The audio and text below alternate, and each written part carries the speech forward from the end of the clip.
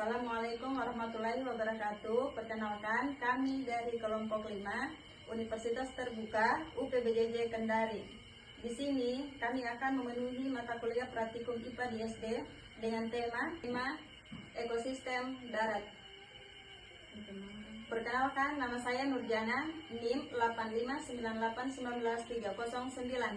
Perkenalkan, nama saya Yusdar dengan NIM 8598193323. Perkenalkan, nama saya Febrianti, NIM 8598200263. Perkenalkan, nama saya Dedri dengan NIM 8598187772. Alat dan bahan yang kami gunakan mengamati: Tabel pengamat, Modul dan alam sekitar. 1. Air berada sekeliling kami dalam bentuk aliran sungai yang deras dan genangan-genangan di jalan tanah ini. Airnya berwarna keruh karena tercampur tanah akibat hujan. 2. Suhu udara akibat cuaca mendung seperti yang terlihat. Suhu udara di sekitar sini terasa dingin dan lembab. 3. Cahaya matahari karena cuaca mendung dan awan tebal, cahaya matahari tidak tampak dan tidak sampai ke permukaan. Batu. Di lokasi ini terdapat banyak batu kapur berukuran besar dan kecil, hasil pelapukan tebing. Batu merupakan komponen abiotik alami karena batu adalah benda mati, tidak tumbuh dan tidak berkembang biak, tetapi penting sebagai tempat menempel lumut, rumah hewan kecil, dan penahan tanah.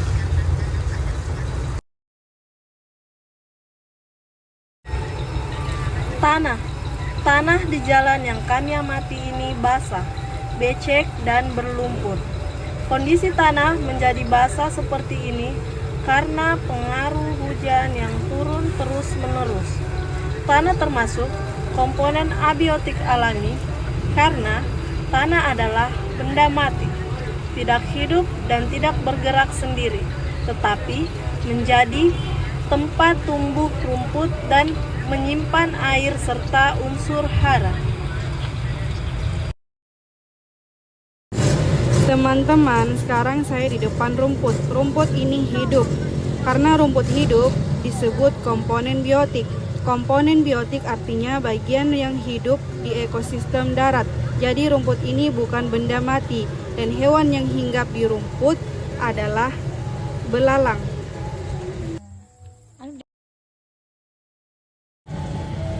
Pohon pisang adalah makhluk hidup komponen biotik. Di pohon pisang ada burung dan semut. Burung dan semut juga makhluk hidup. Kalau daun pisang jatuh dan busuk, ada cacing dan jamur. Cacing dan jamur namanya pengurai. Tugasnya bikin tanah jadi subur. Jadi pohon pisang, burung, cacing, dan semua makhluk hidup semuanya bekerja sama.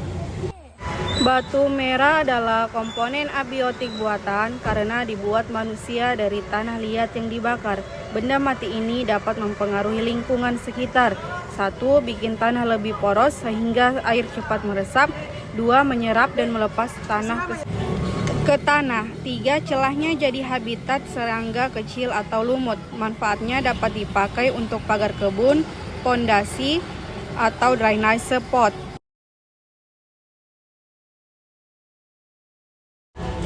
Kami mengamati empang di belakang tembok beton untuk mengidentifikasi komponen abiotik buatan dan perannya dalam ekosistem.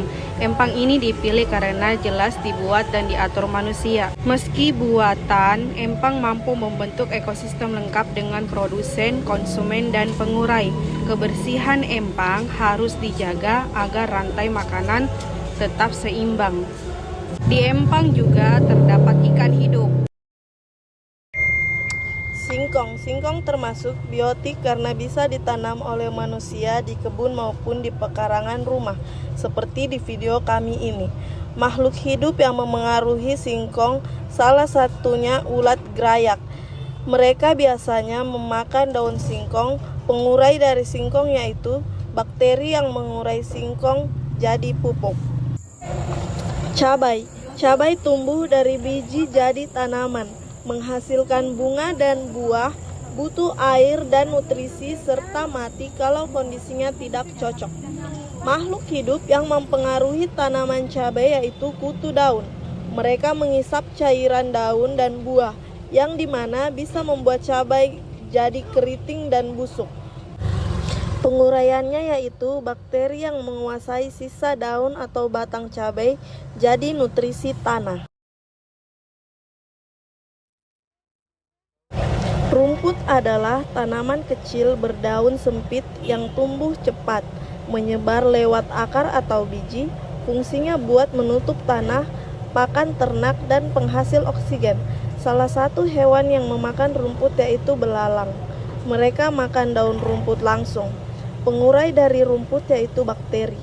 Mereka mengurai rumput mati jadi kompos dan mengembalikan nutrisi ke tanah. Adapun kesimpulannya, baik ekosistem darat alami maupun buatan, keduanya membutuhkan komponen abiotik dan biotik agar tetap seimbang. Perbedaannya, ekosistem alami dapat berjalan sendiri tanpa bantuan manusia, sedangkan ekosistem buatan hanya dapat bertahan jika terus dirawat oleh manusia. Kedua komponen ini saling mempengaruhi dan saling membutuhkan dalam menjaga keberlangsungan ekosistem. I just had to let you know you're